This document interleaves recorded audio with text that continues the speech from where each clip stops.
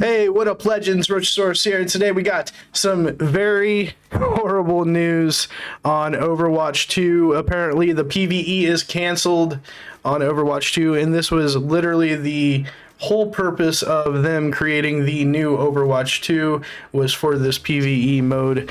Let's take a look at what's going on here. Let's go! The Play Overwatch Twitch channel just released the biggest Overwatch 2 news drop of the year, and it's gonna disappoint a lot of you. The endlessly replayable PvE experience that they have talked about so many different times seems to be fully scrapped. Aaron Keller and Jared Ness came onto the live stream apologetic. I mean, I'm going to be pretty disappointed about this one for a while. I don't know what all the PvE mode was going to be consisted of, but I mean, it would have been something different, right? Saying that the PvP experience that they have been dedicating more time to takes up too much time, it seems. So much so that the scale of the PvE they originally envisioned is gone completely. However, in saying that, we do see the new seasonal roadmap to know what we are actually getting. Instead, the PvE is going to be split up into story missions, where Season 6, which is 2 seasons away, mind you, we will finally be getting our first version of that. If you remember, way back when with the Kotaku leaks, the PvE for Overwatch 2 was rumored to be like Left 4 Dead gameplay. Then, over BlizzCon and BlizzCon Line, they explained that there's going to be endlessly replayable missions, which would require them to have RPG systems that it seems like they're not going to be able to execute on. In a way, this is a downside, but it might be much more reasonable. I like it. I think it's funny though, because it's like, hey guys, we're going to come out with Overwatch 2. It's going to have this crazy new system. It's going to have PvE. And then like what, like a year later, they're like, hey guys, sorry, we couldn't figure it out. We couldn't do it. It was too much work. We're going to have to cancel. To expect that, because how do you have an RPG game with Overwatch heroes feel replayable without gear? Because you want your heroes to have their unique playstyles. I always felt there was a bit of a tension between those ideas. So while this seems disappointing, this product sounds like it could be good, whereas the other one, we haven't played a good version of it. In fact, when myself and many other creators got the chance to play the Overwatch 2 PvE originally many years ago, I think it was 2019, we were like, okay, but picking up different types of grenades and whatnot, it just wasn't it. Whereas with these story missions, they can actually allow you to experience an actual story, and it can go back to the fundamentals similar to Left 4 Dead. I mean, that's not a bad idea at all. I mean, I guess we're just going to have to see how it plays out because, I mean, honestly, it could go either way. It could be good or bad. Not necessarily big RPG mechanics there, and it's still somewhat replayable. Potentially very replayable if you want to go for high scores and stuff. What Jared did say, they do have very cool enemy types and hero talents, but it's just not going to be that endlessly replayable game. Instead, the modes are going to be co-op in nature, which gives them the opportunity to produce missions more often with more variety. Okay, so that's the big major bombshell. Now let's get into the nitty-gritty of the roadmap. Despite that bad news, there's a lot of good news for PvP players, because that's the thing they feel like they know how to do and are giving us much more of. In Season 5, we're going to be getting a 5v5 mini-comp season. I assume that means Team Q, as in like full 5-man teams, because we already have 5v5, right? With random players. The On Fire system's returning, and there's going to be a creator workshop mode, which I assume is a featured creator workshop mode. Summer games, a cinematic,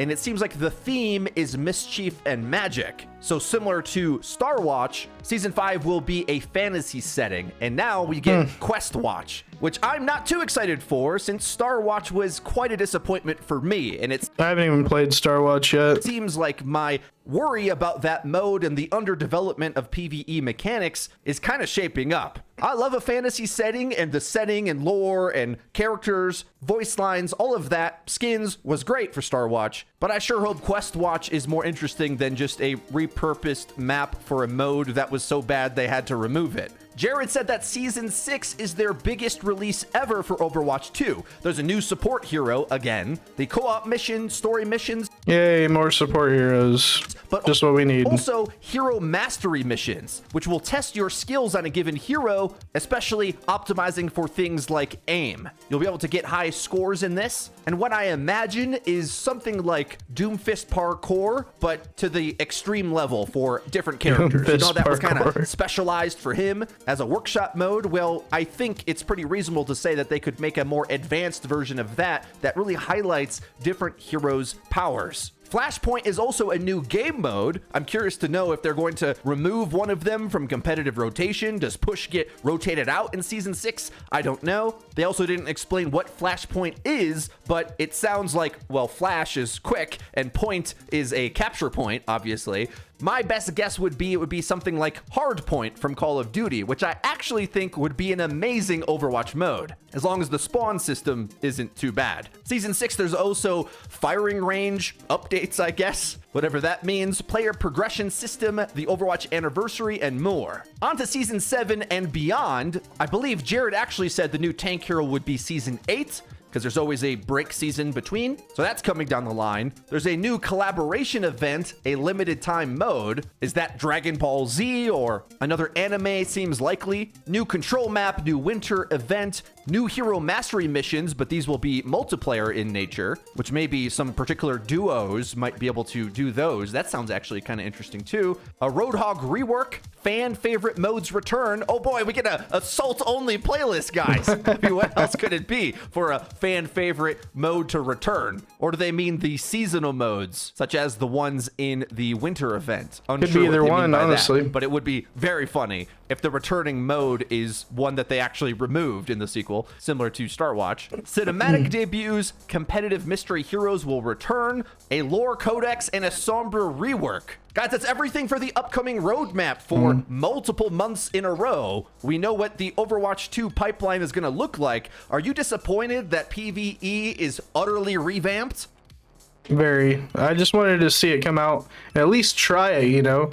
I mean, that was the whole point. I just wanted to try something new in this game. Or does this seem like a more approachable game that might be playable as opposed to a big letdown? Frankly, I wish that they would have emphasized more their recommitment to Blizzard polish. They weren't happy with the rate of development or where it was ending up, and we used to have the term Blizzard soon, because they used to take as long as they ever wanted to make the next thing, and if it wasn't working out, they would go back to the drawing board and do it again. This is like the best compromise that you probably could see for them to try to make something they're proud of, but isn't too big in scope and scale. This seems like the mark of the second big reset, because there was one big reset when Jeff left. They tried to go another direction, ran out of gas again, and then decided to shorten the scope of it. While everyone's melancholic about this, I think this is better than releasing something that doesn't shine with the Blizzard polish that I want to expect from the games they make. If you enjoyed this video, please be sure to leave it a like, and don't forget to subscribe and click the bell icon to actually get notified when our new videos come out. That's been it for me. I've been Frito for your Overwatch. I'll see you guys next time. Well, let me know down in the comments what you guys think. Are you upset about the PvE being removed or thrown in the trash altogether, and why? Hey guys, if you liked the video, make sure you head over to the page, hit that like button, scroll over, smash that subscribe, and hit that bell icon to get notified for future video drops, and I will see you guys on the next one. Thanks for watching.